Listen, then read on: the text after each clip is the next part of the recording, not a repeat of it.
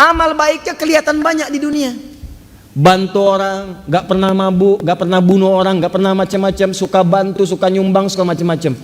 Tapi dia gak beriman, kok bisa masuk neraka? Di mana keadilan Allah? Di mana letak keadilan Allah? Kalau ada orang beriman berbuat maksiat saat di dunia, kok bisa masuk surga saat di akhirat? Sementara ada orang tidak beriman, amal baiknya kelihatan banyak di dunia. Bantu orang, gak pernah mabuk, gak pernah bunuh orang, gak pernah macam-macam, suka bantu, suka nyumbang, suka macam-macam. Tapi dia gak beriman, kok bisa masuk neraka? Di mana keadilan Allah? Halo? Pernah dengar pertanyaan ini? Itu pertanyaan itu kalau muncul sekarang itu sebetulnya pertanyaan yang telat. 15 abad yang lalu sudah ada pertanyaan serupa. Jadi kalau ada yang bertanya seperti itu, terima kasih Bu, Pak, pertanyaan bagus sekali. Itu diantara sekian pertanyaan Anda yang paling bagus untuk saat ini. Cuman memang agak telat pertanyaan ini. 15 abad yang lalu sudah ada yang bertanya seperti Bapak dan Ibu. Nah, siapa yang bertanya itu? Sayyidah Aisyah Ummul Mukminin radhiyallahu taala anha bertanya kepada Nabi, ya Rasulullah, itu si fulan belum beriman tapi amal baiknya kelihatan banyak banget, suka bantu, suka nyumbang, suka ini, suka itu, nanti di akhirat masuk surga enggak? Anda tahu, begitu pertanyaan itu muncul, yang turun langsung surah dengan namanya Al-Furqan, ayat yang ke-23. Tuh. Ya, kalau Anda nggak belajar nih isi-isi di Quran, kadang-kadang tuh logika semacam ini kalau iman kita lemah itu bisa langsung jatuh seketika. Dan ketika jatuh pada titik nol itu mudah diarahkan kemanapun. Banyak orang di brainwash kemudian jadi pindah kemana aja. Bahkan nanti bisa keras, bisa kasar, bisa tembak orang, bunuh orang, kerjain ini, kerjain itu. Yang tadinya baik tiba-tiba bisa jadi bermusuhan, bisa jadi macam-macam. Itu hati-hati. Wa qadimna ila ma amilu min amalin faja'alnahu haba'an manthura. Quran surah ke-25 ayat 23. Ini lihat sini. Saya berikan dulu petanya, gambaran singkatnya. Kita tinggal di mana sekarang? Di bumi. Oh. Kenapa? Oh, ya sudah. Kalau sudah tidak ada harapan untuk kehidupan di bumi, maka saya sarankan pindahlah ke Bekasi. Karena banyak sekali harapan di Bekasi. Harapan Indah, Duta Harapan, sampai ujung harapan.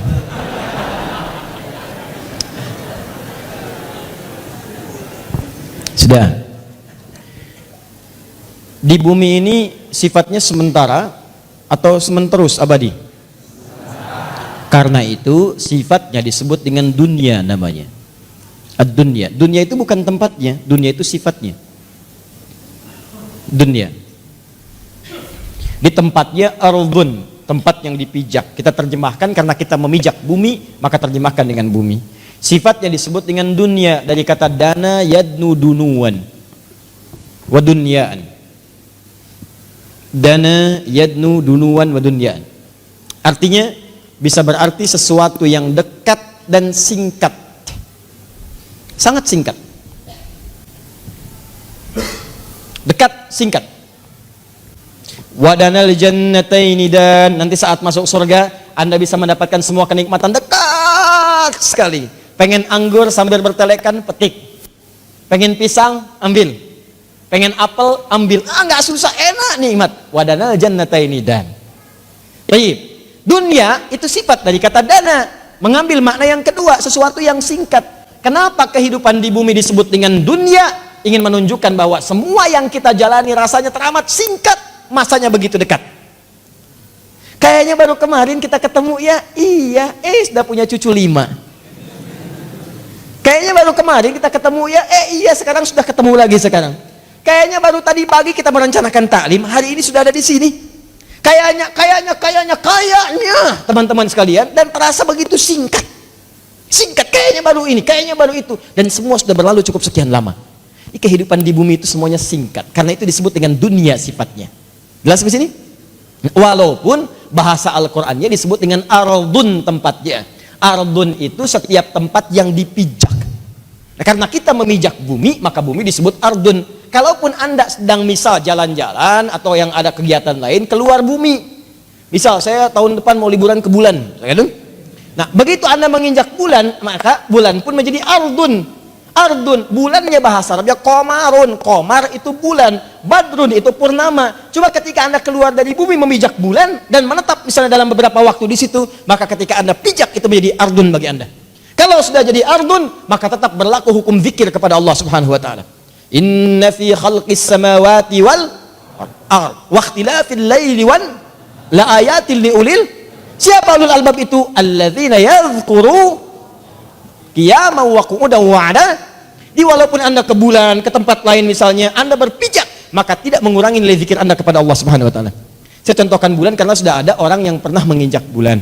Ya, menurut sejarah. Siapa dia? Neil Armstrong, satu lagi? Aldrin, ya ada 3 orang. Yang ketiga? Selamat namanya. Selamat ya. Armstrong dan Aldrin menginjak bulan dengan selamat. Ya. Nah ini, singkat. Ditulis. Masya Allah. Catatnya. Gak ada dalam sejarah itu. Baik. Pertama, Armstrong. Kedua, Aldrin. Ketiga, selamat. Dah. Jadi jangan main-main kalau sedang di bumi, sudah jangan main-main, itu singkat. Ingat, kita itu begitu singkat dan kita celakanya, kita tidak tahu kapan kita pulang. Ini masalahnya. Dan mungkin saja bisa terjadi kapan yang tidak kita kehendaki. Malam ini bisa, besok bisa, kita tidak tahu kapan pulang. Kalau Anda sudah merasa yakin akan pulang, akan meninggal dan begitu singkat, maka orang cerdas pasti akan menyiapkan bekal untuk pulangnya. Kita jangan main-main lagi. Ya, ibadi, kata Allah dalam hadis qudsi, ibadi khalaqtuka lil ibadati fala tal'ab. Hambaku, aku ciptakan kau itu untuk banyak ibadah, jangan banyak mainnya. Wa ma khalaqtul jinna wal insa illa liya'budun. Wa qasamtu laka rizqaka fala tat'ab. Dan kamu mesti yakin aku telah tentukan kadar rezekimu, jangan terlalu lelah. Kerja ini hanya untuk mengumpulkan. Aku udah bagi, kamu berikhtiar, kamu dapat. Kamu mendekat kepada saya untuk ibadah, saya berikan keberkahan dan luaskan rezekimu. Kamu tinggalkan saya untuk mencari dunia, maka saya akan buat kamu sibuk dalam urusan dunia. Kamu merangkak mencari dunia, sibuk, malam mikirin dunia, sore mikirin dunia, siang mikirin dunia. Dan kata Allah, saya pastikan kamu pun tidak akan meraih lebih daripada apa yang telah aku tetapkan untukmu. Di bawah secapek Anda pun dapatnya cuma segitu juga.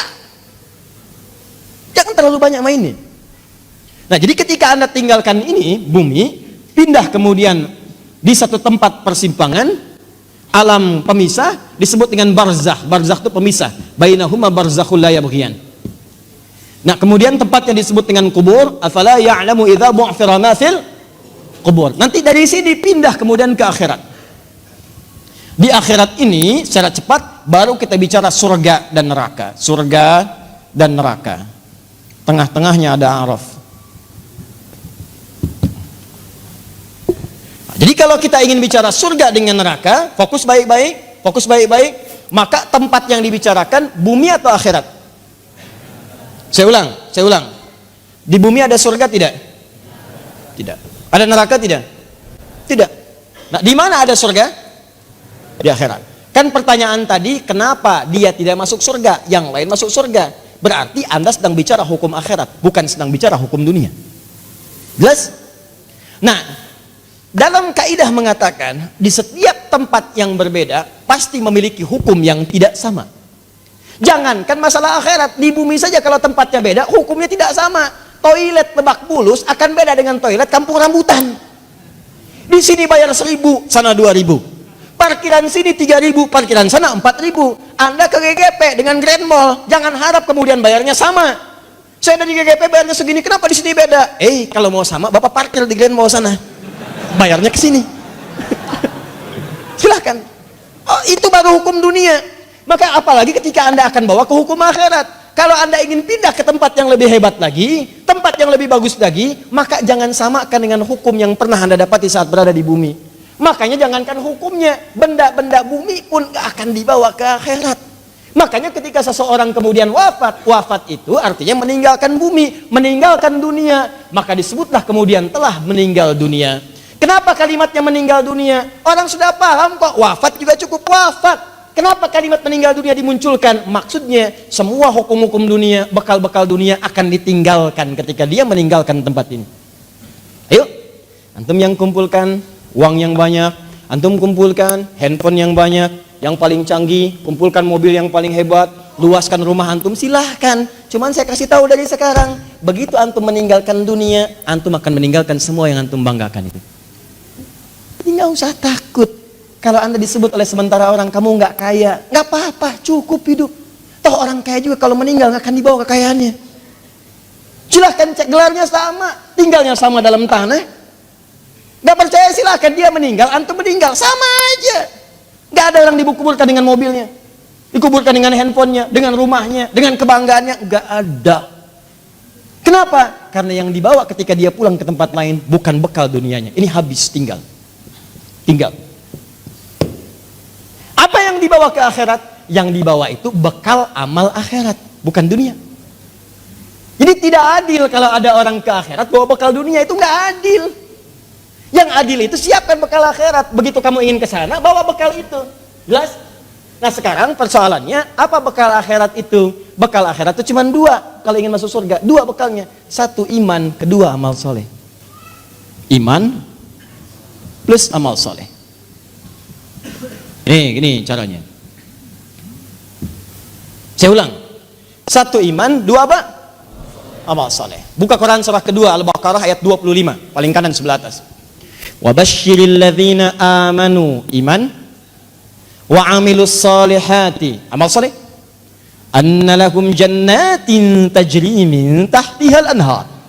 Maka orang yang punya iman dan membuktikan imannya dengan amal soleh itu, kami akan jamin muaranya dengan surga, dengan segala keindahannya. Sungai-sungai mengalir di bawahnya dengan segala ragam dan jenisnya. Ada air susu, ada macam-macam, ada madu dan sebagainya. Maka kalau anda ingin masuk ke surga, bekalnya cuma dua. Satu apa? Iman. Kedua apa? Amal soleh. Ini bekalnya. Pertama iman, diberikan bekal semua. Semua yang lahir itu membawa iman dalam dirinya. Cuman yang merubah itu lingkungannya. Kullu mauludin yuladu 'alal fitrah. Semua yang lahir dari rahim manusia manapun membawa fitrah. Fitrah diantaranya apa? Keimanan. Dari mana taunya? Buka Quran surah 30 ayat 30. Fa aqim wajhaka lid-dini hanifa. Hadapkan dirimu kepada din yang sesungguhnya, yang lurus, yang benar. Apa itu din? Islam. Tahu dari mana? Quran surah ketiga ayat 19. Inna dina indallahil Islam. Teruskan ayat yang tadi. Fa aqim wajhaka lid-dini hanifa. Din Islam. Fitratallahi allati fataran nasa 'alaiha. Itulah fitrah yang Allah berikan pada setiap manusia. Dia orang itu semua lahir ada fitrah, fitrahnya itu beriman. Cuman sayang kata Nabi, kullu mauludin yuladu 'alal fitrah fa abawahu yuhawwidani au yunassirani au yumajjisani. Maka lingkungan abawa itu bukan cuma orang tua. Kadang orang tuanya muslim, disekolahkan di tempat yang bukan islami, terbawa, pindah keyakinan, iman hilang. Itu jadi masalah. Gaul di tempat orang yang tidak beriman, ke bawah, ngobrol diskusi ke bawah, pindah hilang keimanan. Itu bekal iman tidak ada, tinggal amal soleh. Apa bentuknya amal soleh? Nih, banyak. Setiap kegiatan kita berpeluang jadi amal soleh kalau dilakukan dengan iman. Contoh, mau duduk?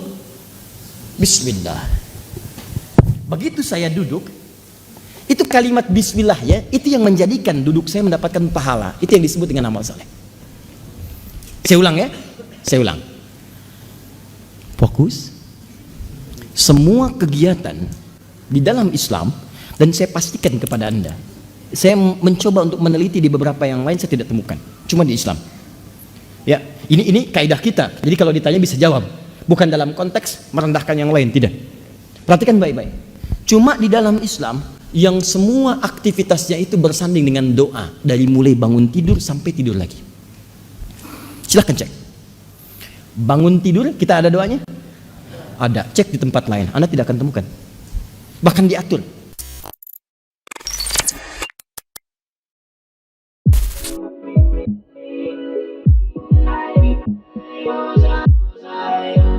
Beep beep.